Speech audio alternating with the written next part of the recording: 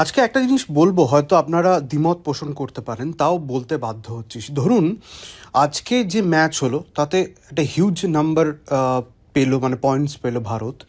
এবং এরপর যদি সাউথ আফ্রিকা জিম্বাবুয়ের কাছে হারে, তাহলে ভারত যদি গ্রুপ চ্যাম্পিয়ন হয়ে সেমিফাইনাল খেলে তাহলে অবাক হওয়ার মতো কিছু থাকবে না, কারণ ইডেন ম্যাচ কার্যত ডিসাইডার, যে জিতবে সেই সেমিফাইনাল খেলবে।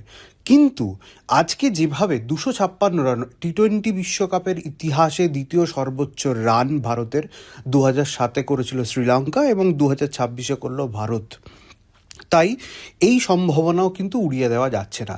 এবার যে বিষয়টি হলো সেটা হচ্ছে অভিষেক শর্মার ফর্ম ফিরে পাওয়া, যা ভারতের কাছে অত্যন্ত স্বস্তিদায়ক।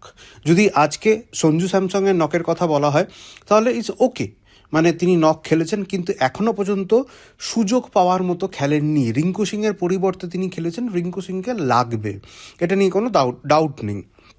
ঈশান কিষান 24 বলে 38 রান করেছেন, 4 4 1 6, 158 স্ট্রাইক রেট। অভিষেক শর্মা 30 বলে 55 রান, 4 4 4 6, 183 স্ট্রাইক রেট।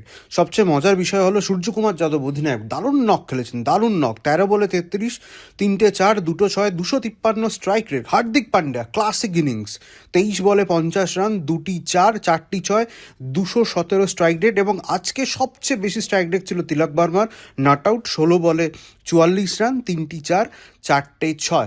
দারুণ ইনিংস বলা যেতে পারে, ছন্দের লেগেছে আজকে ভারতকে, বোলিংও যেমন লেগেছে তেমনি অন্যদিকে ব্যাটিংয়ে তো দারুণ এক কথা বলাই যেতে পারে। তবে এবার কিন্তু লাস্ট হার্ডল সেমিফাইনালের জন্য, সেটা হচ্ছে ইডেন গার্ডেন্সে India versus West Indies. West ইন্ডিজকে কিন্তু হারাতে হবে, যে জিতবে ওই ম্যাচে সেই সেমিফাইনালে।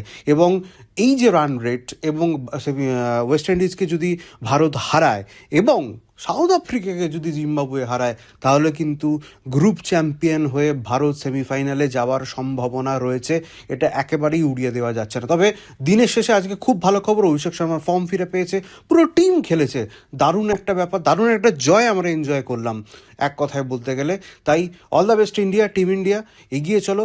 1 মার্চ ইডেন গার্ডেন্সে India versus West Indies, cheer for India, এবং ইন্ডিয়াকে জিতে সেমিফাইনাল যেতেই হবে, এই আশা আমাদের থাকলো। আরও খবরের জন্য, আরও ইনফরমেশনের জন্য অবশ্যই ফলো করুন, সাবস্ক্রাইব করুন অর্পণ অ্যাঙ্গেল।